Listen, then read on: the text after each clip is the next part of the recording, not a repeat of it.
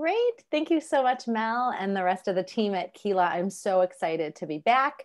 I'm super excited to be talking about brand guides because it's one of my all-time favorite things to talk about when it comes to branding. So yeah, so let's get started and start talking about brand guides. All right, great. So first, I'd like to start off with a poll. I'd like to see how many of you, how many of your organizations have a brand guide. So there's a couple of options here. You can respond, yes, we have one and we use it regularly, yay. Maybe you have one, but you don't use it. You're not sure if you have one, or know that you definitely don't have one. So we'll give a few seconds here to have everybody respond. This is always the fun part.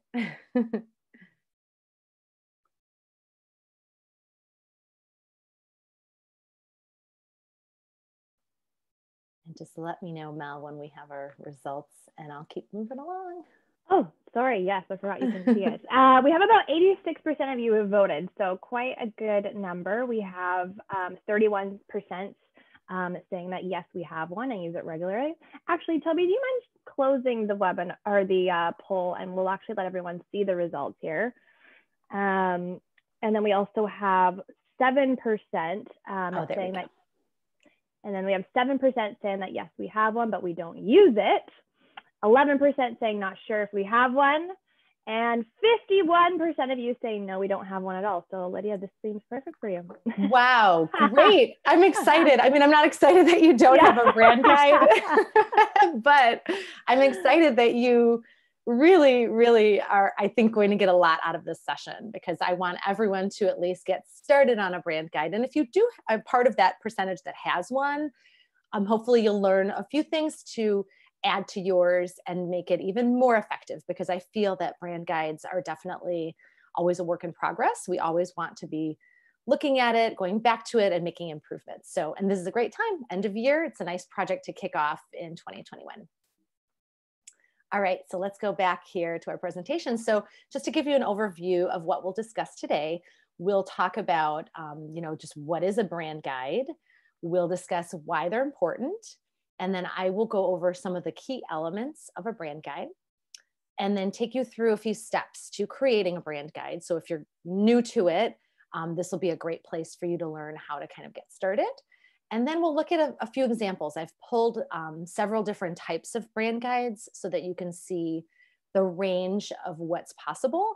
And also, so that you can see that you can start small. It doesn't have to be overwhelming of a process. And then we'll take some questions at the end. And then I have some resources to share. I will be mentioning them along the way, and you will be receiving some goodies from KeeLabs afterwards with some links from me.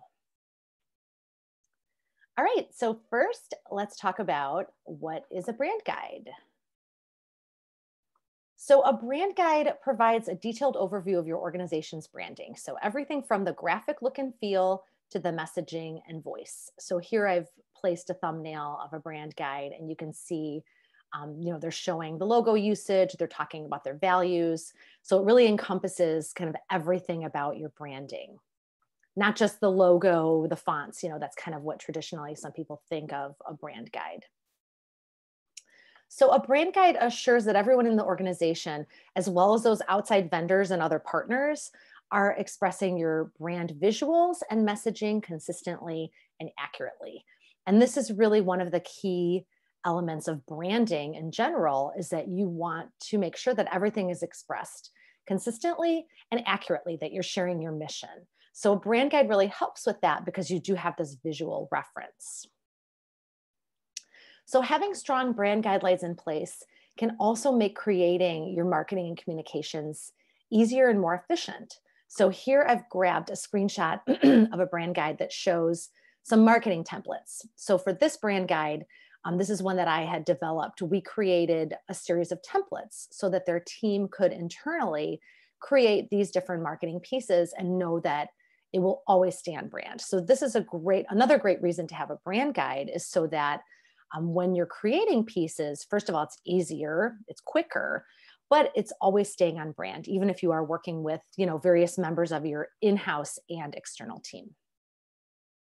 And most importantly, having and using a brand guide lets you focus on what you do best, and that's sharing your mission and serving the community. So you really want to make sure that you're not wasting time, tracking down a logo or making a flyer from scratch. You're really focusing on the work that is most important, and all the other stuff just falls into place so much easier. So now we'll talk a little bit about why brand guides are important. And I hopefully I won't have to talk you into it. I see that a large percentage don't have one, but I just wanted to mention a few things just to maybe encourage you to get started on it sooner rather than later if you don't have one. So first of all, consistency. And we touched a little bit upon this in the previous section. This is really, again, like a key component of branding, is that you're consistent, and that you're consistent across all of your print and digital channels. And that's also including social media. So with the brand guide, you have that reference, and it makes it so much easier to be consistent throughout all of your outreach. The second one is efficiency. So with the brand guide, you have that reference point. So it's easier to start a new marketing or communications piece. You're not really kind of starting from scratch each time thinking, well, what colors should we use? What fonts are we using? You can really get started quicker, and you can create those pieces much more efficiently. And also working with an external partner, they can do it much more quickly and efficiently when they have reference to the brand guide. And then next is professionalism. So this is really like, what people see, right? When everything is consistent, it's on brand, it's using the same logos and colors and messaging, it really gives your organization that level of experience and competency, and which leads to trust, right? People, there's that old saying, people buy from brands that they know and love and trust. And really, having that professionalism where everything is consistent helps people to trust you and to learn more about you and to know what you're doing. So next we have budget. So when logos and other design elements are easily accessible, you can complete projects quicker and more economically, right? Because you aren't constantly searching for elements. You're not having to have someone recreate a logo because you can't find one, or all you can find is like a web low quality ping file. It's better for your budget. You can really complete your projects quicker and save money. And then next is accuracy. And this is kind of along the lines of budget. When you can find all of those graphic elements easily and you use them consistently, then there's accuracy in your marketing outreach and in your communications. So this way, one department isn't talking about your organization differently than another department, or maybe an outside partner that creates some marketing for you, they're speaking about you in another way. This is really common. I see this a lot with my clients. And this is one of the really main reason having that brand guide, especially for communications, is so that everybody is speaking about the organization in the same way, right? And you're not giving those kind of mixed messages, and it all comes down to consistency, right? So this is another way that the brand guide really helps. So then next we have timing. So this is also kind of along the lines, with budget. We always want to get our projects done on time, especially now. I know that with my clients, we were trying to get those end of year appeals in the mail in a timely manner, and you're trying to get your Giving Tuesday campaign ready for Giving Tuesday. So when you have everything organized and you can easily get the files you need, then you don't have those project delays. You don't have people scrambling to try to find, the logo or find the graphic that you used last year for Giving Tuesday. You know where it is, right? And then next is onboarding. So this is something that a lot of people don't really think about when it comes to a brand guide, but it's really, really useful to use this brand guide with your new team members, with volunteers for the organization, with vendors that you're working with. It really helps them to get to know you and your organization quickly so they can get started quicker, right? On whatever project they're doing. It's really great. I know that I've had this experience myself with my clients, when they supply me a brand guide, great, I can really study it and I can get to know them and I can get a feel for the organization and what they do and how they express themselves.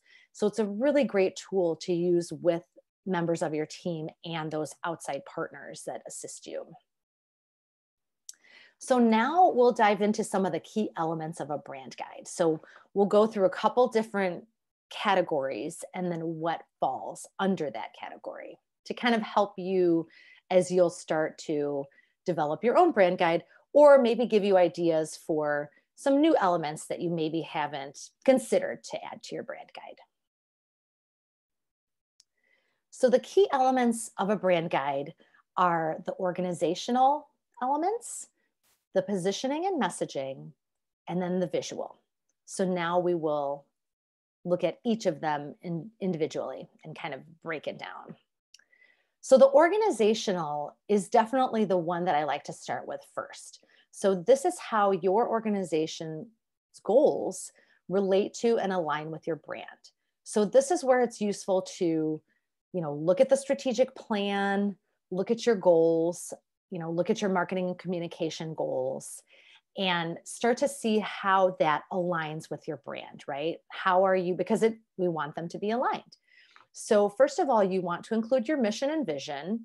Hopefully you have those. If you don't, this is a great excuse to start thinking about it, right? This is what happens sometimes with my clients is we start working on the brand guide and then we realize, there isn't really that much clarity in that mission and vision. We need to rethink it. So this is a good exercise. And I do have some resources for that if anybody's interested in kind of some worksheets for working through mission and vision. And then audience. This is a huge one. This is so important for everything that you do related to your brand. And again, if you haven't really done an exploration of your audience, this is a great time, right? And again, I have resources if anybody needs them. I've got some great worksheets on kind of working through how to learn about your audience and develop your audience, because the goal is that we have everything documented in this brand guide so that when you are creating a piece for some sort of outreach, whether you are working on your website or creating social media campaign, you can come back and refer to this and you can say, okay, yes, we've written this copy, for our audience, it's expressing our mission. And then lastly, it's aligning with our goals. So we want to start determining those branding goals and include that as well in your brand guide, just so that, and this is a little bit of an optional, but it's something that I have been talking about lately in my branding talks, because I feel like it is important to keep those branding goals in mind. So, it might be like awareness, you're trying to grow your audience. It might be, making connections through your branding. So it's definitely something to keep in mind and possibly document in your brand guide so that it's always kind of there in the top of mind.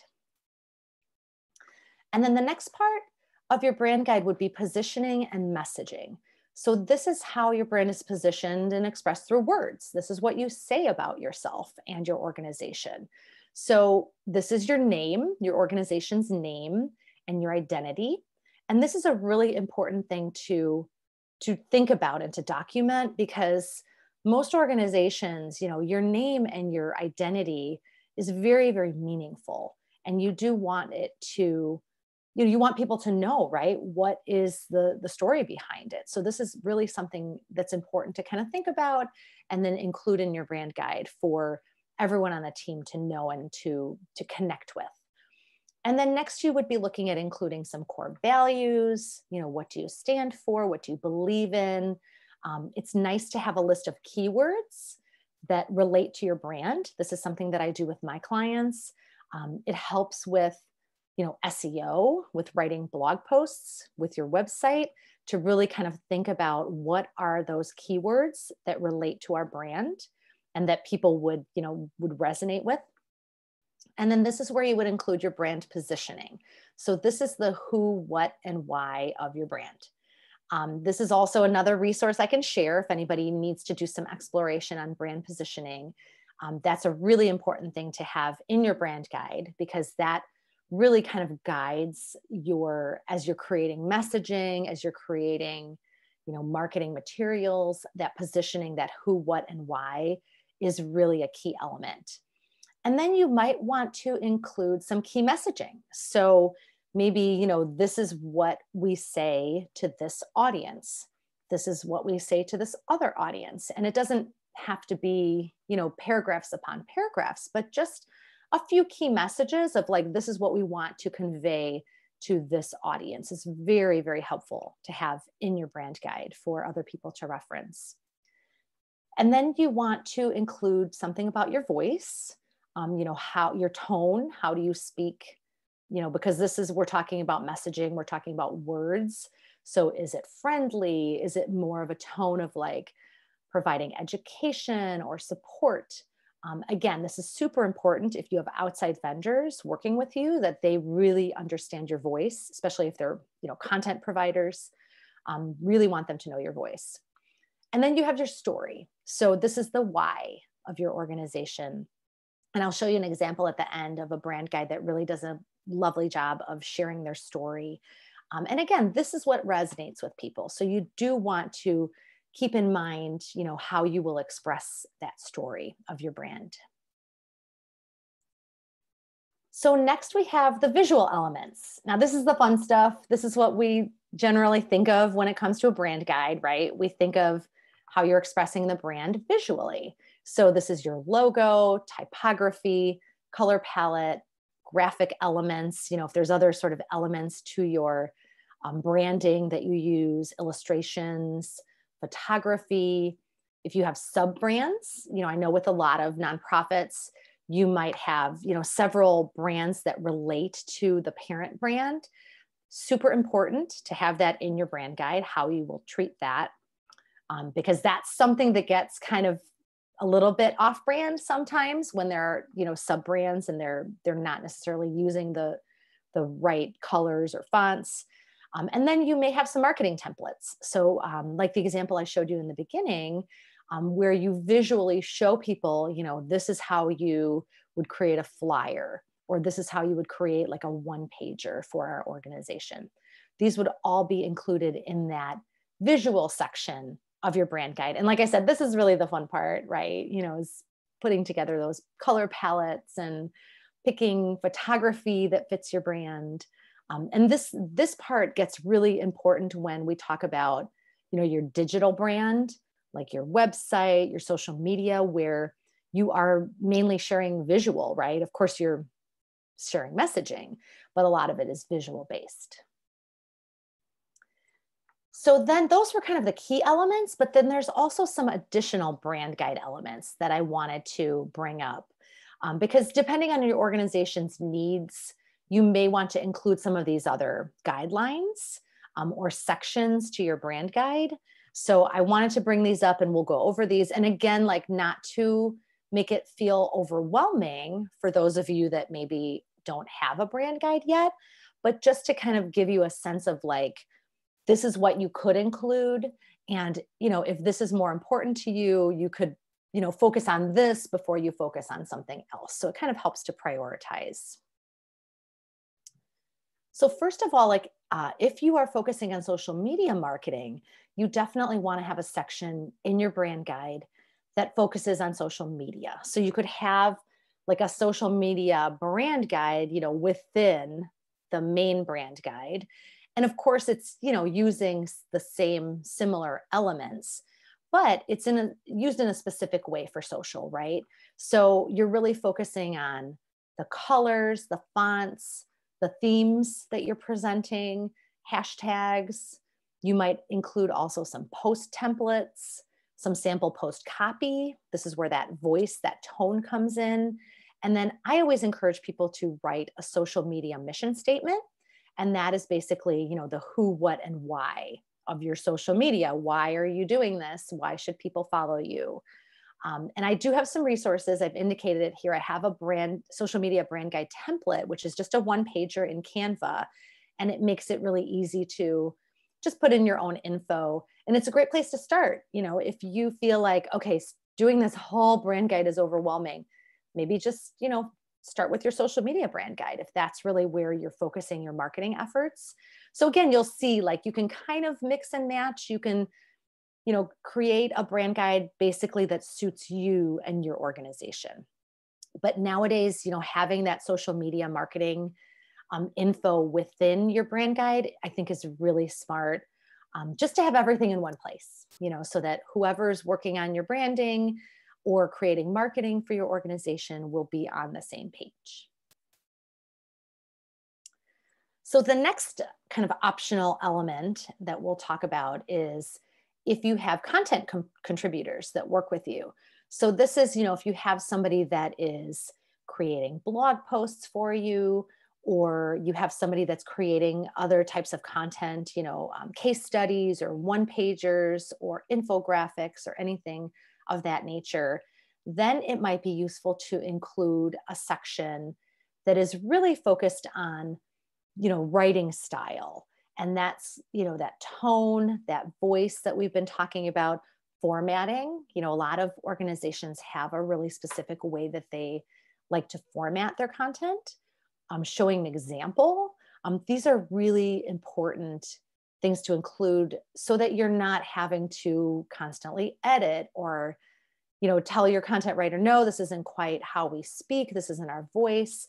It's really good to include that so that they can get started on the right foot and really create something that is expressing your mission.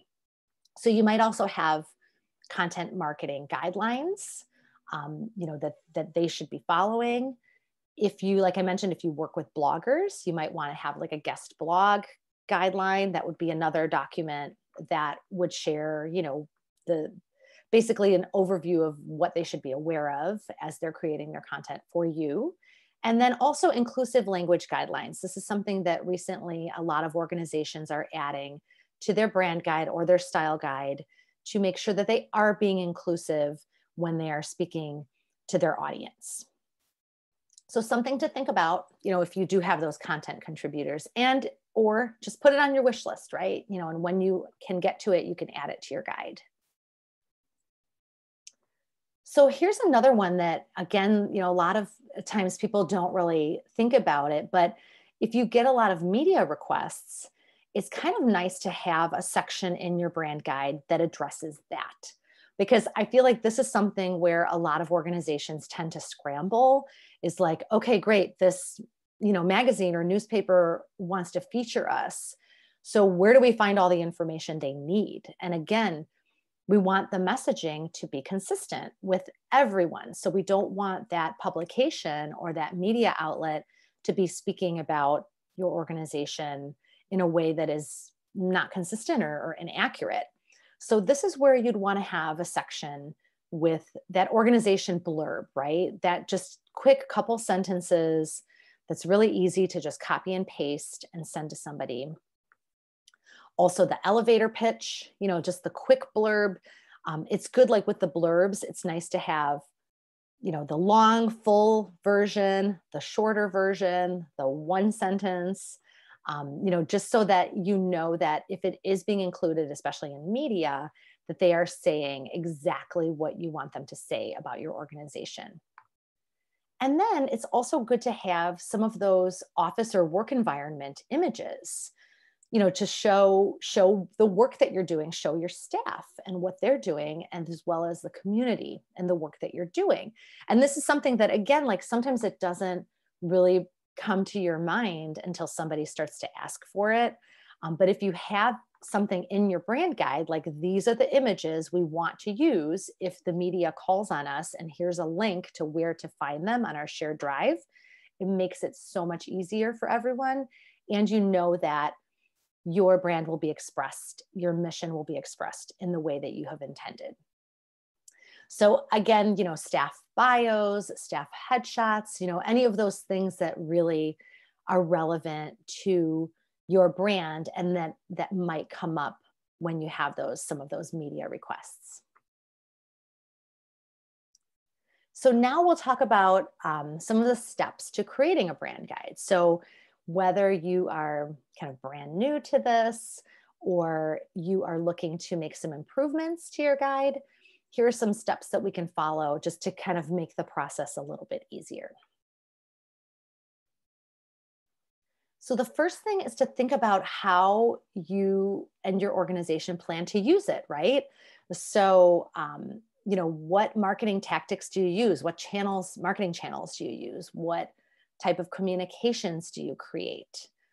That's really kind of the first step, right? Is to know, well, what's the purpose of this? You don't want to go through the whole exercise and then find out that, well, we really didn't need to do this much work, or we didn't need to do this section because we don't need it, right? So first is kind of to think about, what type of marketing outreach are we doing? What type of communications do we use? And, maybe even jot those down. And then you want to start to think about, well, who is using this brand guide? Who will potentially use it? So definitely your in-house team, but then who else in your external team? Do you have like a graphic designer that you work with? Do you have a content writer that you work with? Or like I mentioned earlier, volunteers, right? Maybe volunteers will use it, or other types of partners that you work with. Maybe you have a partner that's creating marketing materials on your behalf. So these are all really good things to think about before you dive in, right? Or if you are maybe making some changes to your existing brand guide, is to think about, how it's being used, what it's being used for, and then the types of marketing materials. So this is where you can start to break it out into, do we do print marketing? Do we do digital? Do we do social?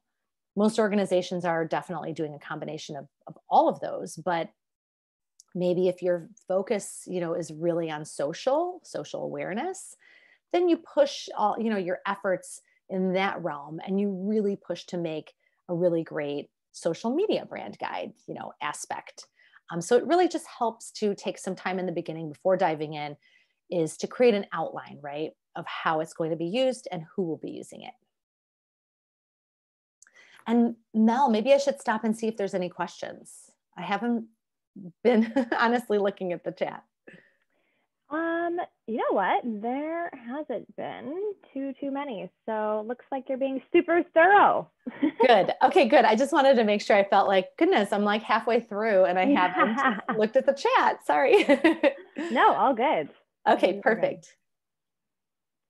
And I do see someone in the chat who says they have one and it's used inconsistently. And yes, that's very common.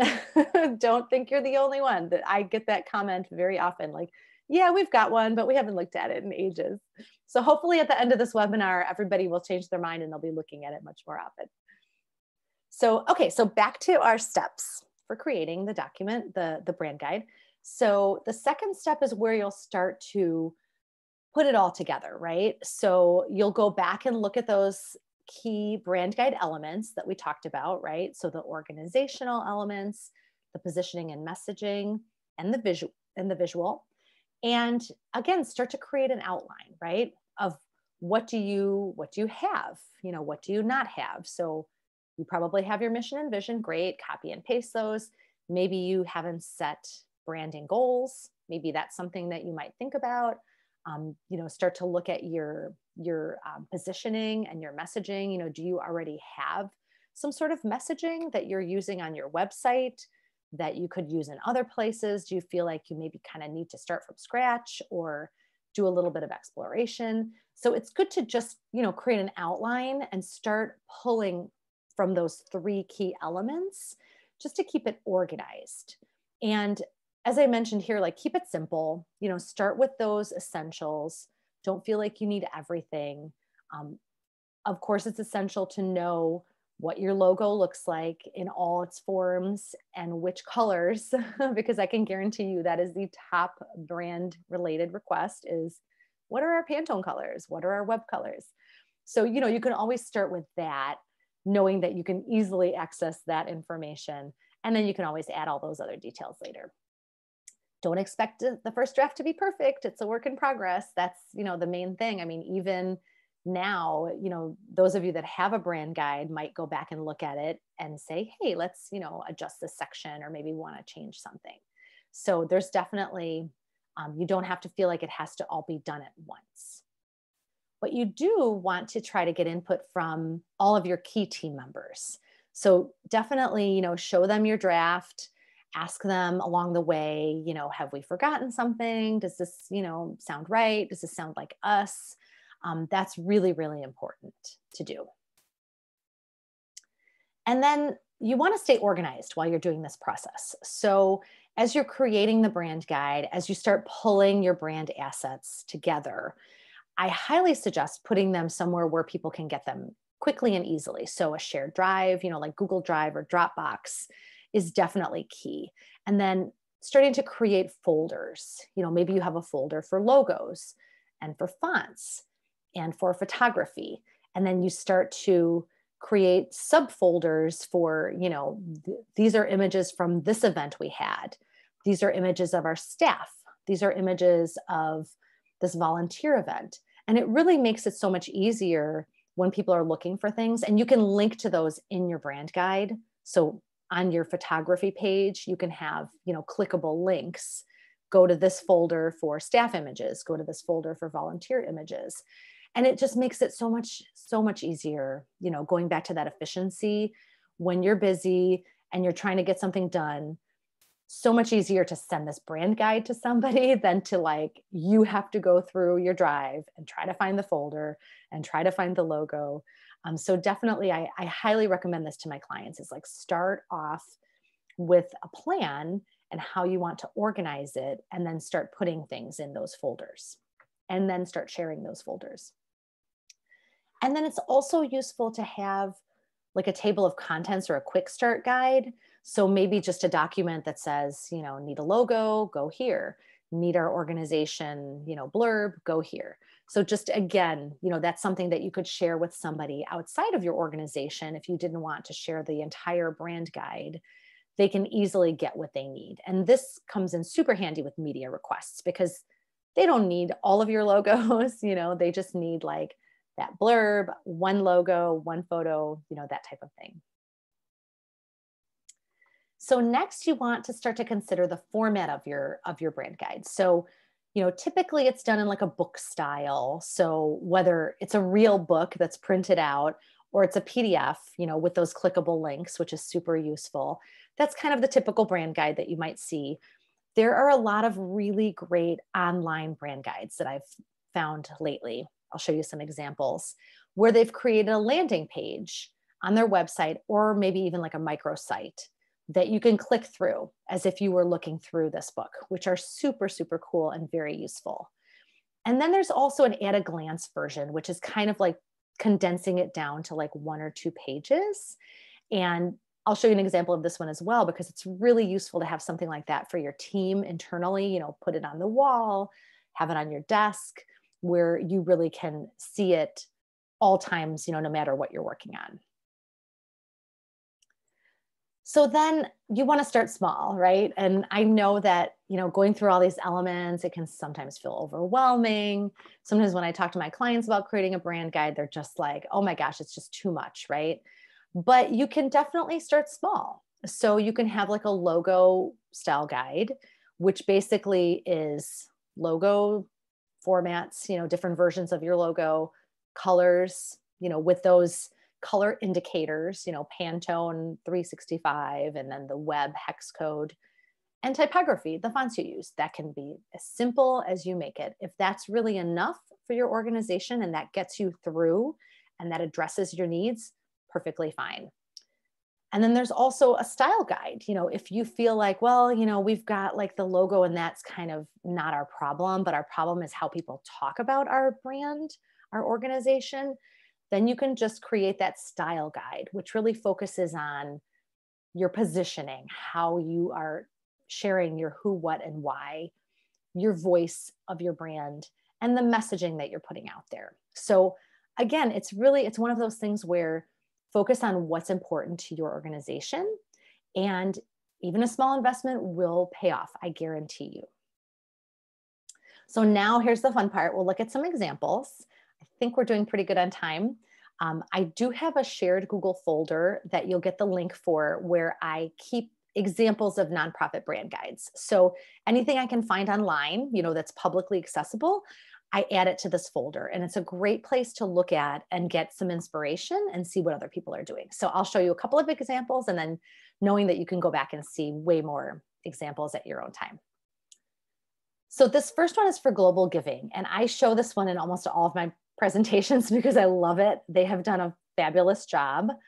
They really have done a wonderful job of including all of those visual and messaging aspects. So you can see on their table of contents, like they're addressing, of course, the logo, the typography, but then they're also talking about their identity. And if you look at that section, you can get this one online. It's wonderful how they talk about their identity and who they are and their voice and their audience. And they even have a section on grammar and style. So this is a good example, if your organization really does have a writing style that they follow, put it in your brand guide, and this way you make sure everybody on your team is following that style instead of, having to edit someone or remind them, it's in the brand guide. It makes it so much easier.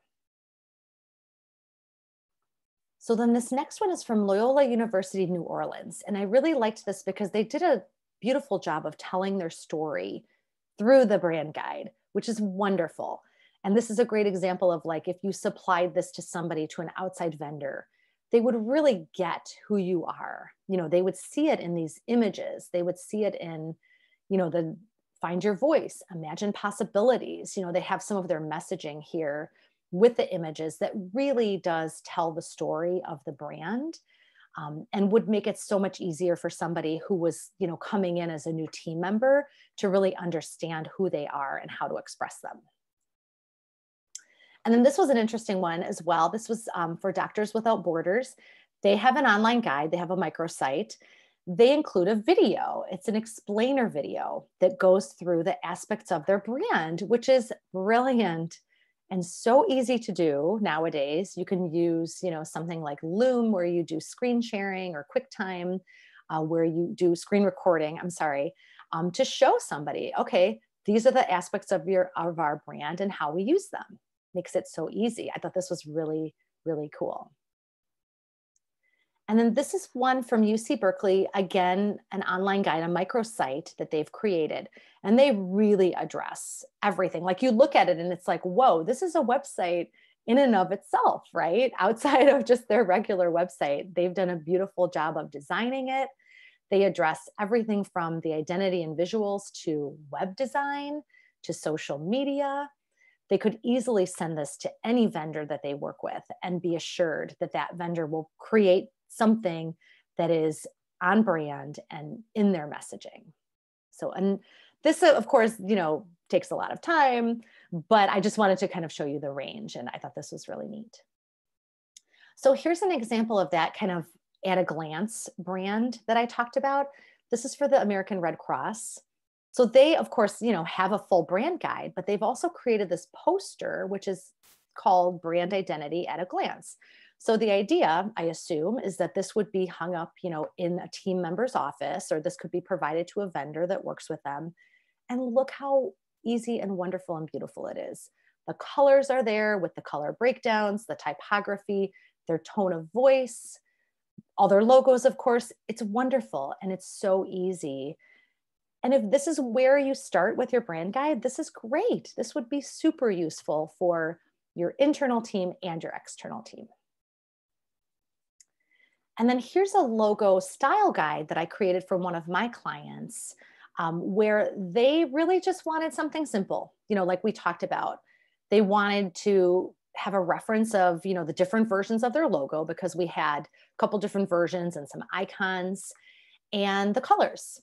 So this is what was enough for them, for their usage. And this is what we created. It was basically like, three or four pages. So you really can do something simple, and it is still very, very useful, even if you're not including all of those other elements that we've gone over.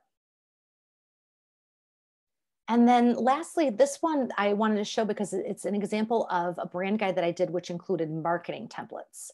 So with this client, he has a team that creates marketing materials, with him. He's not always the one that's doing it all the time.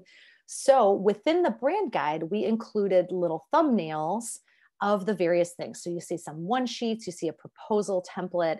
And this way, anybody who's on his team, or if he has like an intern working with him, can easily see visually, okay, this is how it's supposed to look. And then they can click on it and, download the file that they need, the template file. So this is something, if you do create a lot of, say flyers or one sheets or case studies, it's great to include these templates in your brand guide so that everything does have a consistent look throughout. So that's what I have for you today, right on time, 12:45. Here's my contact info. I'm always happy to chat, answer questions, and connect with everybody afterwards. So please do reach out to me. And then there's some resources that Keela will be sharing with you. I did put together a how-to guide and checklist. And I also have I've got a blog post on brand guidelines. I've got that shared Google folder that I mentioned that's got examples to look at for inspiration. And then that social media brand guide template, which is in Canva, that you can easily edit. Amazing. Thanks so much, Lydia. I mean, that Loyola branding guide that you had shared is like such an inspiration. I love that. It's beautiful. It's like a broshure. Nice. It looks like a marketing brochure. So like nice. I want to go to this school when I see their brand guide. It's just beautiful. I know. And I love how in the previous one, like that previous slide, how you mentioned to include the templates as well. That is super handy, especially like you said, if there's an intern or a new employee. That's amazing. Yes, definitely. And that's where I feel like a lot of things go off the rails is like someone needs a flyer. Okay, I'll just throw it together in Canva. Like, no. It's like you need to like follow our brand. So we do actually have quite a few questions coming in right now, and a couple questions that came in earlier. Great. So let's get started. The first one, and actually it's a really great question from Bernard. We have a style guide, but its use varies. So few staff refer to it often while others haven't even opened it. Oh, goodness. What would you, I know, classic. What would you recommend to make the brand guide an organizational resource that everyone refers to and understands? I would definitely create some buzz around it, so maybe you want to send out a company-wide email saying, hey, some of you may be aware, but if you're not, we've got this awesome brand guide and you can access it for, this, and this. It will make your life easier because of this, and this. You can copy some of the points I put in my presentation today. But I think the bottom line is really to get people to realize that, hey, this is going to make your life easier. Mm-hmm. This is going to make work easier. That's the number one thing. So maybe you can, like I said, send it out in an email just so everybody is aware of it. And then make sure that it is on a shared drive somewhere where it is easily accessible to everybody. So they could, put a shortcut on their computer and they can easily access it. But I would say, try to create some buzz, like this is a cool thing, and then show the benefits. And that should make them want to look at it more often, we hope. Totally, like show them what's in it for them kind of thing. Love it. Yep. Next one from Natalie. What is the best color format to use? So do you use web code or RBG, CMYK? What's kind of like the, I guess, best practice? I would include all of them. So generally when I create a guide, I'm, old school designer. So I always start with the Pantone colors because that's what we did back then.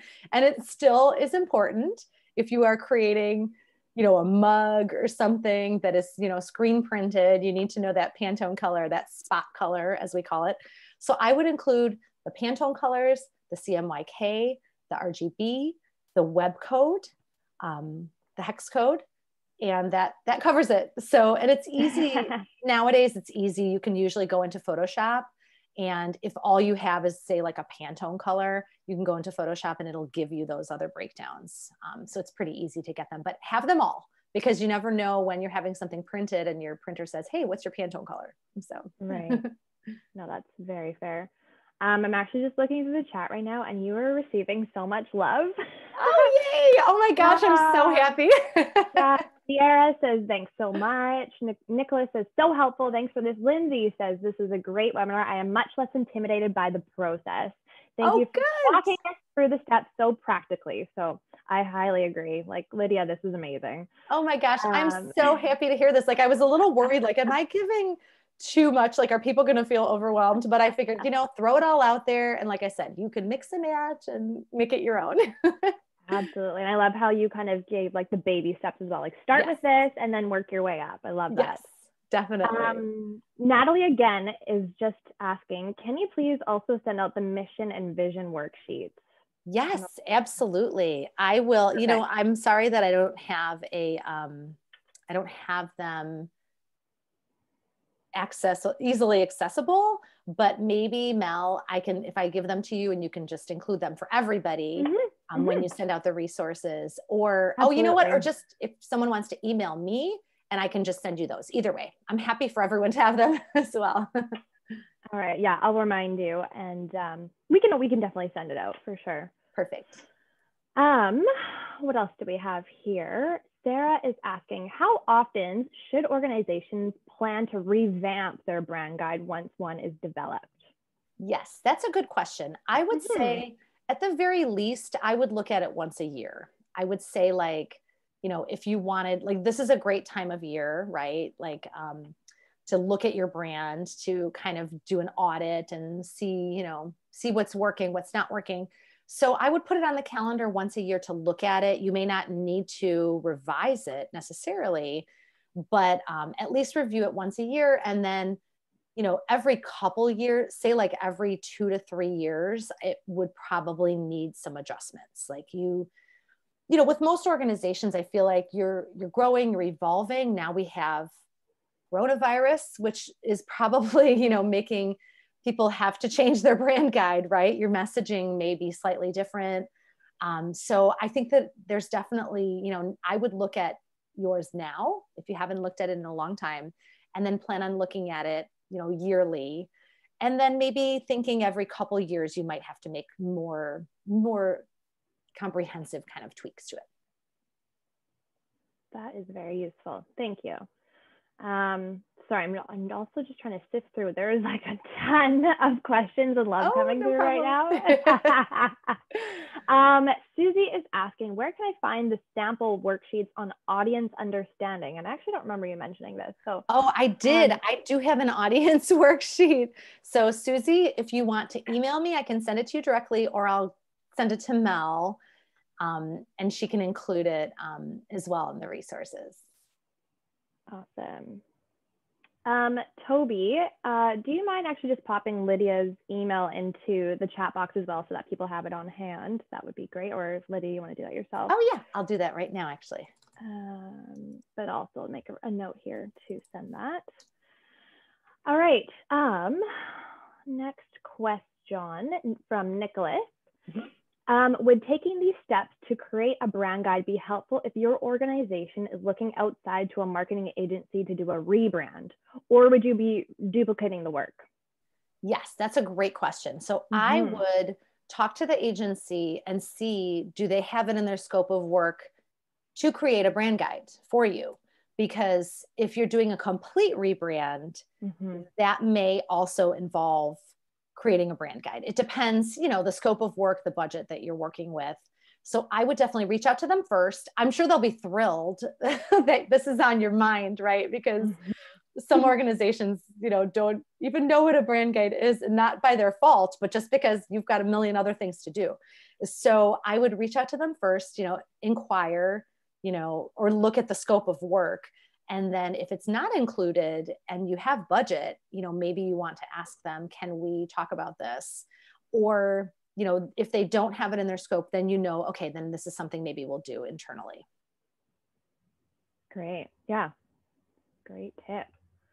The next one is from Robin, and you've kind of already touched on it, but maybe we could just get a little bit more clarification. Do you have tips for how to communicate with others that you're getting more serious about enforcing a brand guide that you haven't really referenced to in the past? Yes, I think that's another one where you'd want to maybe set up like a team meeting and, with those key team members that do, work on the brand or have some, major input in expressing the brand. I think it would be great to have a meeting, instead of just like sending an email like, hey, everybody use our brand guide, have a meeting where you can, whoever's leading it, whoever really is kind of leading that effort can say, hey, we've realized that if we have everybody on board, if everyone uses the brand guide, then, we'll be much more consistent in our outreach. We'll be sharing our mission, and then let people offer their input. So maybe somebody will say, well, boy, I didn't even know we had one, or I think it needs improvement, or, I don't know, there might be some other input that can be offered. So I would say make it, get people's input, get their feedback, involve them in any sort of decision making that you're doing regarding using it more or kind of incorporating it more. And then that might also help to remove any sort of skepticism from people that are like, why do we need to do this? Why is this just another project on our plate? So I think doing in person, obviously now virtual, is a good way to include everyone's voices in the project. Right. Makes sense to me. All right. I actually don't see any more questions coming in. I do have a couple questions of my own though. So my first one is, and maybe you've already touched on this, so my apologies. Like, what is, I guess, like the typical size or like length of a brand guide, or like what's kind of best practice? I mean, I'm sure there's probably lots of different answers, but I guess what is like the typical? Yeah, gosh, I will say I've worked on brand guides from like that shop example that I showed you. That was like 4 pages, including the cover page. And then I've worked on brand guides that are like hundreds of pages. Oh, wow. Yes, where it's really like, now this is like really, elaborate, comprehensive. So I would say if you give yourself a goal of like, let's shoot for creating something that's maybe like, I don't know, 20 pages, that's probably a reasonable number to kind of, to have something that is still, fairly comprehensive, but not where it gets overwhelming. So at least you have like those 3 key elements of the guide, and then maybe some of those optional additional elements, you could probably put that together in like 20 pages. Interesting. Awesome. Thank you. Sure. And I guess my next question is, we at Keela do have a brand guide. We do need to update it though, I'm not gonna lie. So this is great for us too. Good, I'm glad to hear that. We actually don't have ours up though on our website, or like very easily accessible to like our external audience. Do you recommend actually having an easily accessible brand guide up on your website? And if so, like where would you put it on your homepage or on your website? I would say maybe think about like how do the requests come in? Like if you do get a lot of requests from people for your brand guide, you have a lot of, partners that you work with and they always need your logo, then I would think about putting it on your website. And it's one of those things where, a lot of these samples I showed you that I found, publicly. So yeah, it's a university, it's the Red Cross. They're huge, right? They probably get daily requests for their brand assets or for their brand guide. So it makes sense for them to have it on their website. If it doesn't feel like it makes sense, if you don't get enough requests to warrant it, then I wouldn't, go through too much trouble. If you do, like I said, if you do get a lot of requests of like, can we have your logo? If somebody's creating marketing on your behalf, can we have your logo? Can we have your, brand colors? Maybe just put a section on your website that's called like, brand assets or logos, and maybe just have those elements. And you don't have to worry about having that full brand guide if that's really what people are asking for, which is kind of pretty often the case. They want your logo, they want your colors. Right. Okay. Yeah, that's super helpful. Thank you. Sure. Okay, so I actually don't think we have any more questions coming in. Oh, Christina with the last minute question. Just under the wire. Hopefully I can answer it in 1 minute. No, yeah. So from Christina, if our organization has no budget, do you think it is doable to create one following okay, wait 1 second. I have to rephrase this. Do you think it is doable to create the following with your information you provided today? Yes, Does that make I sense? know you can do it, Christina. She was like typing in super quickly. I know you can do it.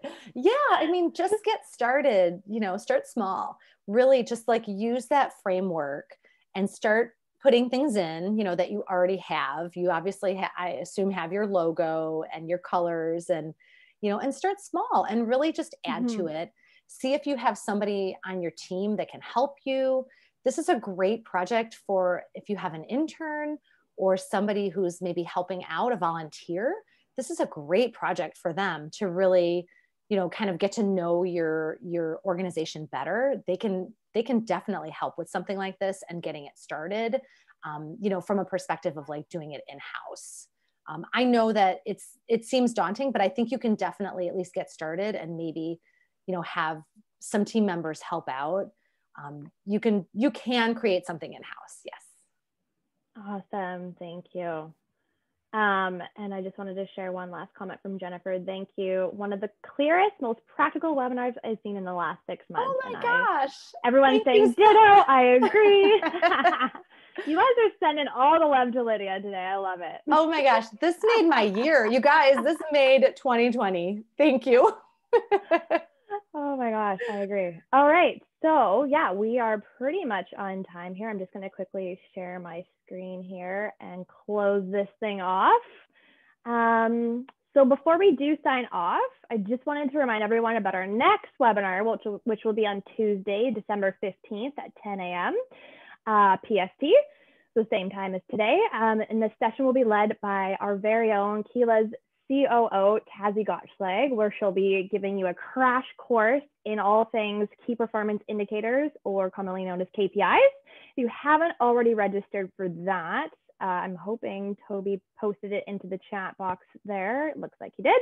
So you can always register by clicking on that link. And lastly, I just wanted to remind everyone that you will receive this recording. So I hope you weren't frantically writing notes, although that is totally encouraged, but you will receive the recording along with the slide deck and also all of Lidia's resources that we mentioned in this webinar today by the end of this week, for sure. Maybe even by end of day.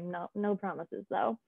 I was going to mention something else. What was I going to say? I don't remember. So we will leave it at that. Thank you so much, Lidia. It has absolutely been a pleasure. I echo every amazing comment that everyone has said here today.